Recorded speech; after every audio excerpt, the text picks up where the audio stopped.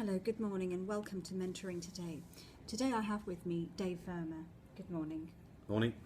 Firstly, could you tell us a bit about yourself, please? I can tell you anything you want. My name's Dave Verma and I've been working in corporate fraud for about 25 years. I'm also a martial arts teacher, as you know. Yeah. For the last 10 or so years I've been involved in mentoring. Excellent. So, could you tell us a bit about a very pressing and interesting subject, which is interview nerves? How would you deal with that? Well, interview nerves are what the vast majority of my mentees come to me for, unwittingly. So they come to me for interview advice, career advice, how to break into the market. Yeah. But inevitably, we start talking about interview nerves. Okay. Most of my students at the moment are looking for internships. They're looking to break into the workplace. Most of them are on international MBAs. It's very interesting. In the past, I've had people who want to go into second jobs and also into directorships, break into consultancy as well. I would say that 85 to 90% of the time, my clients speak to me about interview nerves. Okay, so I go to an interview and I'm very nervous. What would you recommend? Well, I think the most important thing to understand is that you're in a win-win situation in an interview. They've shortlisted you, they've looked at your CV and they want you. Lovely. You've looked at the job and you want the job. So the first thing to understand is that the reason you're there is because they want you to succeed.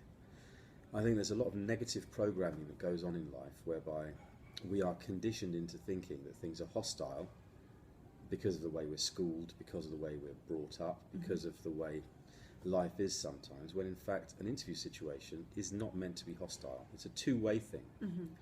So I think the first thing to help eliminate nerves is to understand that they actually want you for the job. They're not there to catch you out or to grill you in any way. Yeah. They've looked at your CV and they're trying to understand your final suitability. You're in a short list. So that's the first thing I would say is the mental game of understanding you're there to win and they want you to win. So what are your top 3 tips in helping somebody unfreeze so they are able to give an interview, give the correct answers and so things can flow? What would you recommend?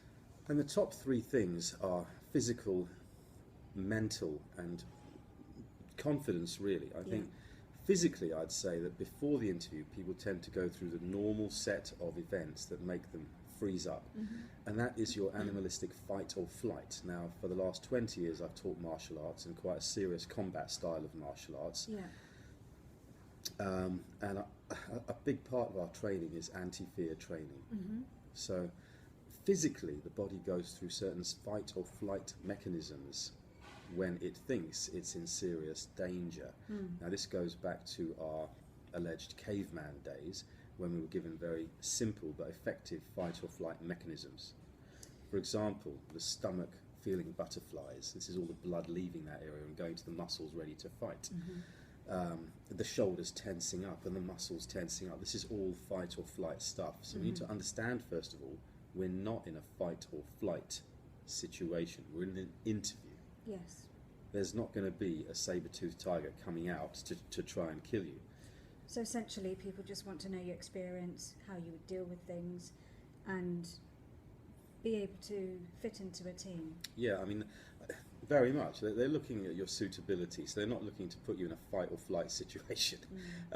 So the first thing to understand is your body's reaction to the fear. So if you feel your mouth drying up, your shoulders tensing, your fists clenching a little bit, your stomach going into knots, this means you've got an adrenaline dump going in the system preparing you for fight or flight, which is completely inappropriate. You're not in fight or flight.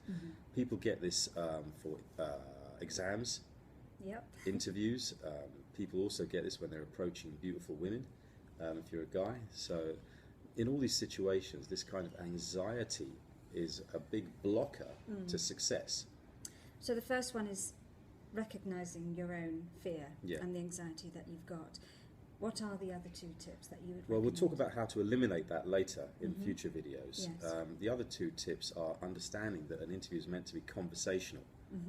Now, you can't delve too much into being very casual, but it is essentially conversational, whereby they want to know who you are, what you've done, why you think you're suitable for the role.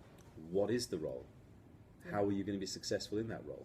What are the obstacles that you're going to encounter? How are you going to overcome those? What are your aspirations? What makes you tick? Yes. How do you deal with stress? How do you deal with team playing? Are you a team player? What's your preferred team role? These are the standard things. They want to understand your suitability for the culture of their corporation or their public sector body or their charity, wherever you're looking for the work. So understanding that you need to come across as a humanoid as opposed to an android, although artificial intelligence is becoming quite imperceptibly good these days. You need to come across as the person who they think they're going to be meeting. So they've read your resume, they've seen you've got 15 years experience, or that you've just finished your MBA and you've got some internship experience, or you're finishing your MBA and this is your aspiration. So they're expecting to see that person, and instead the danger is, because of fear, you turn up and it's someone completely different, someone who can't even remember their own name. Yes. So understanding that they're another human being and you're a human being, and they want to know your suitability as a human being to be in their corporation, I think that's tip 2, big tip. That's very interesting. So in future videos, we'll be keen to talk about those other things then. Okay. Okay. Tune in next time. Thank you. Bye-bye. Thank you very much.